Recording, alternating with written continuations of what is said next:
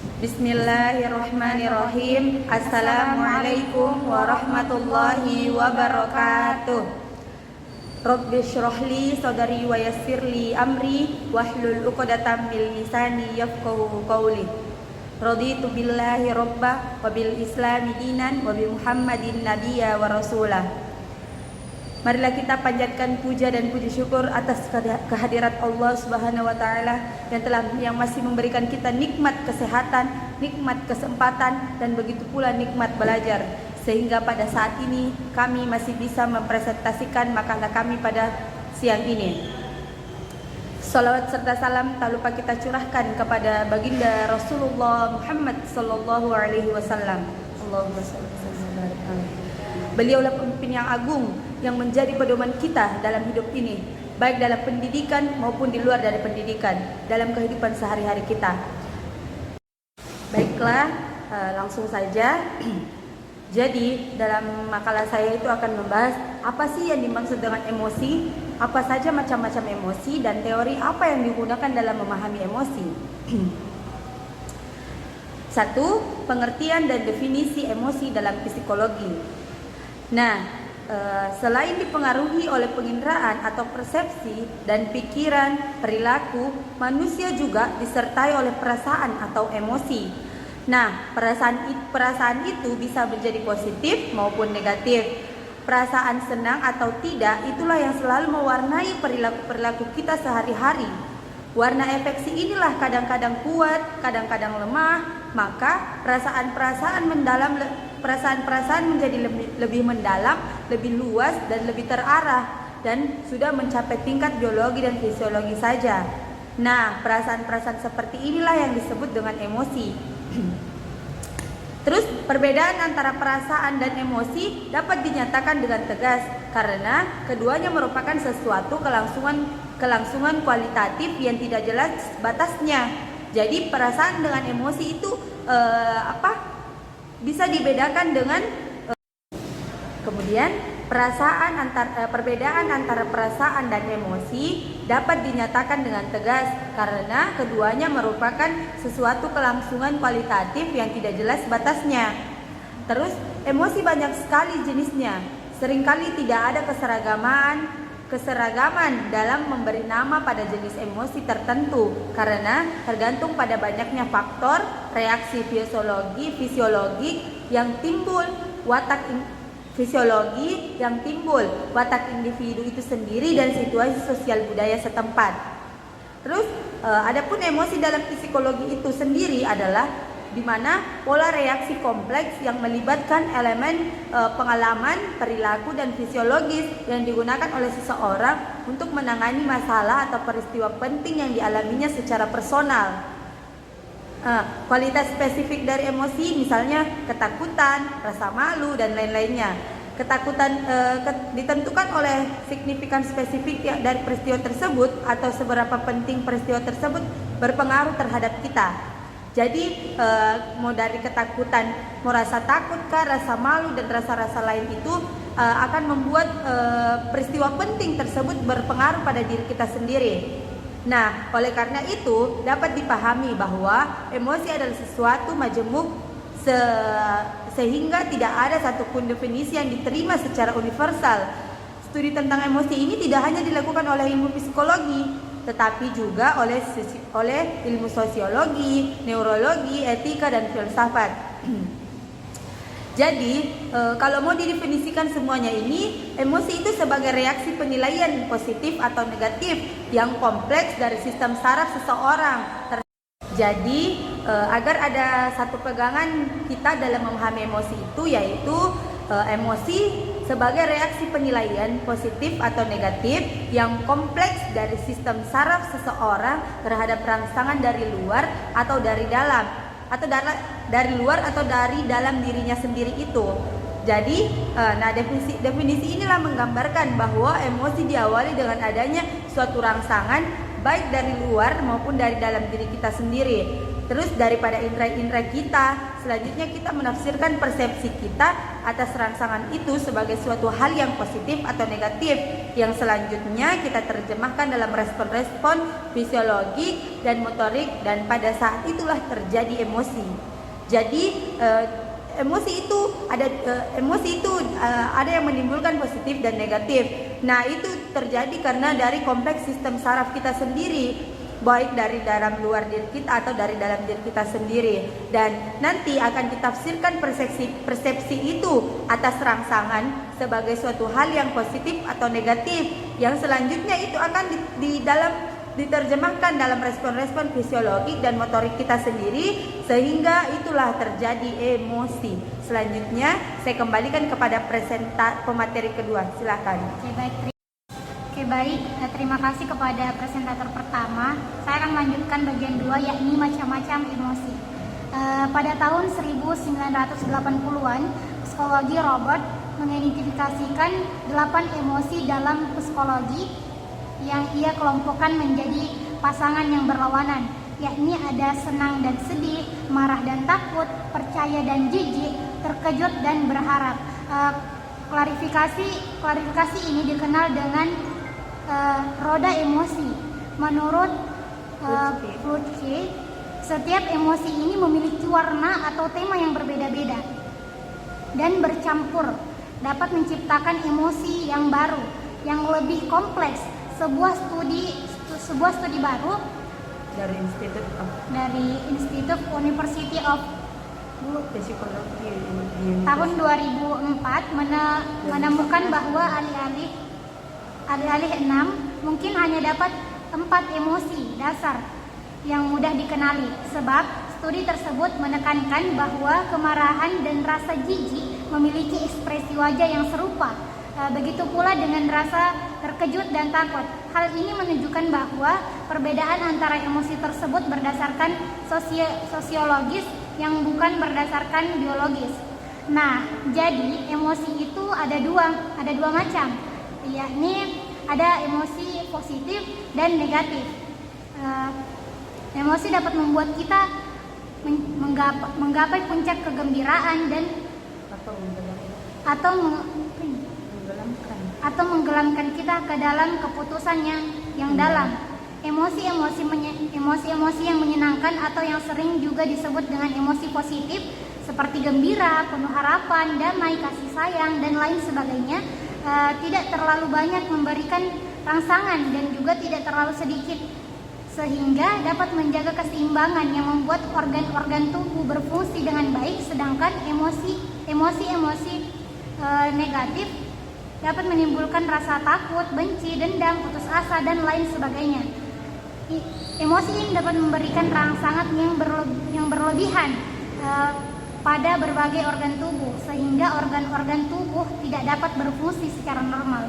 Daya tahan tubuh terhadap infeksi diperlemah dan timbullah berbagai macam penyakit.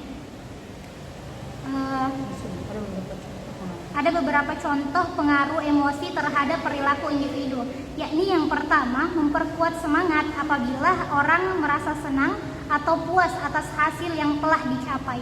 Yang kedua, yakni melemahkan semangat apabila timbul rasa kecewa karena kegagalan dan sebagai puncak dari keadaan ini ialah timbulnya rasa putus asa.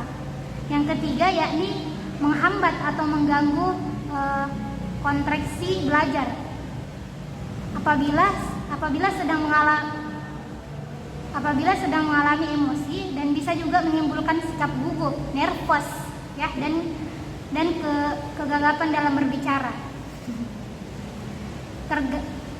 Kemudian terganggu menyesuaikan sosial. Apabila terjadi rasa cemburu dan iri hati, suasana emosional ini yang diterima dan dialami individu semasa kecilnya akan mempengaruhi sikap di kemudian hari, baik terhadap dirinya sendiri maupun terhadap orang lain.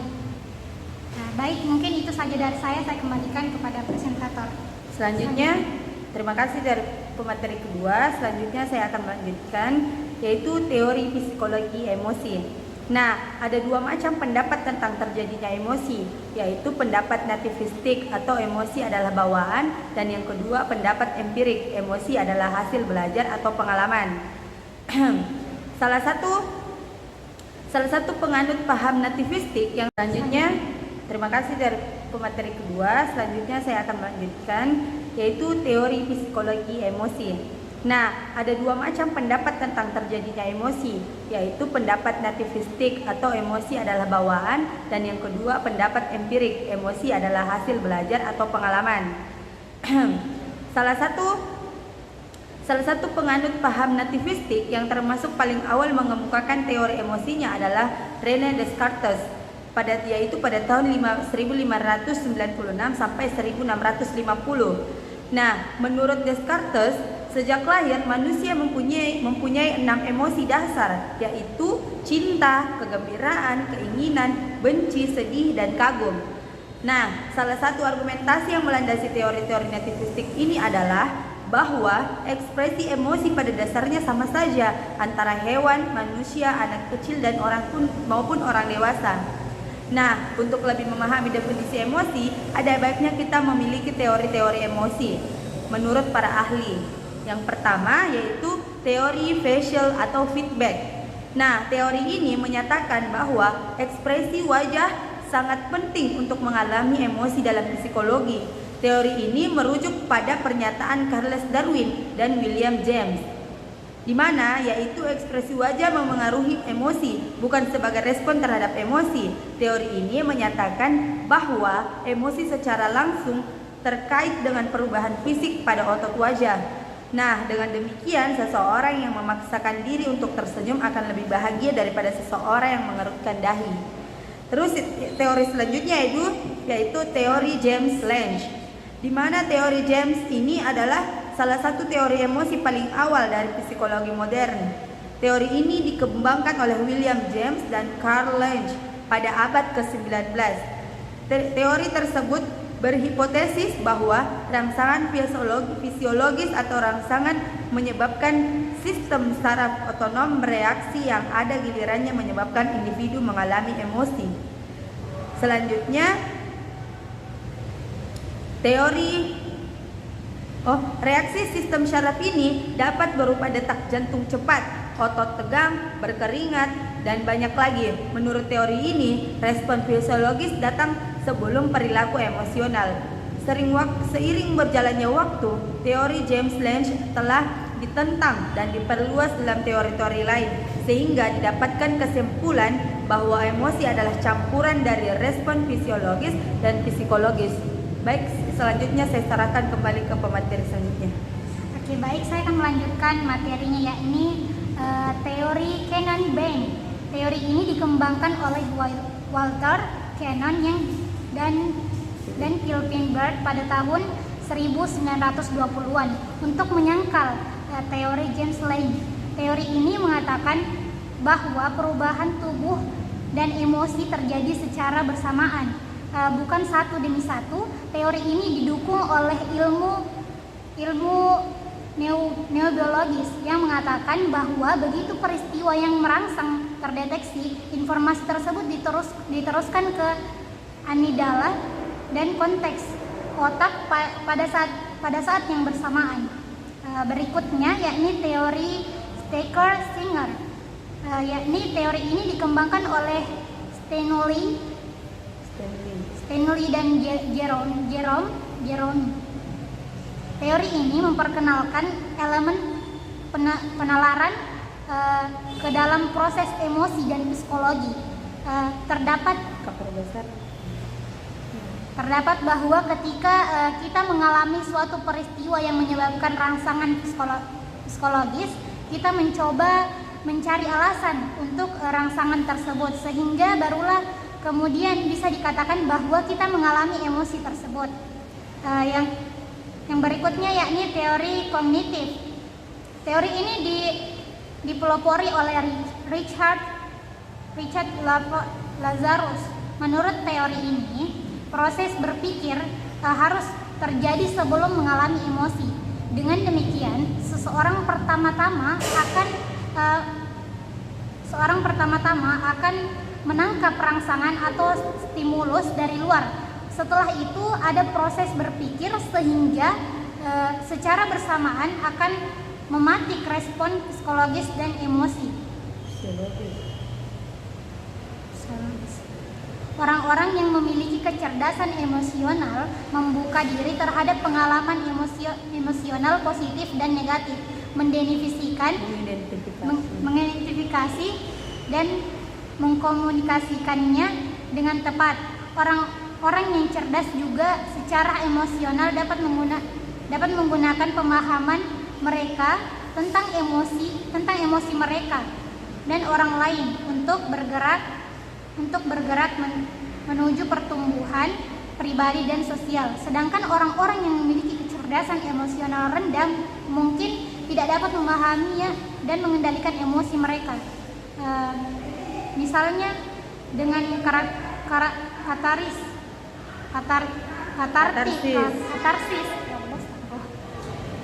misalnya katarsis atau orang lain. Hal ini dapat membuat orang lain merasa tidak enak ketika mereka tidak memahami emosi, perasaan atau ekspresi mereka sendiri. Mungkin itu saja yang dapat disampaikan oleh kelompok kami. Jadi kesimpulannya yaitu setiap orang, semua orang bisa merasakan emosi, tetapi tidak semua orang bisa memahaminya.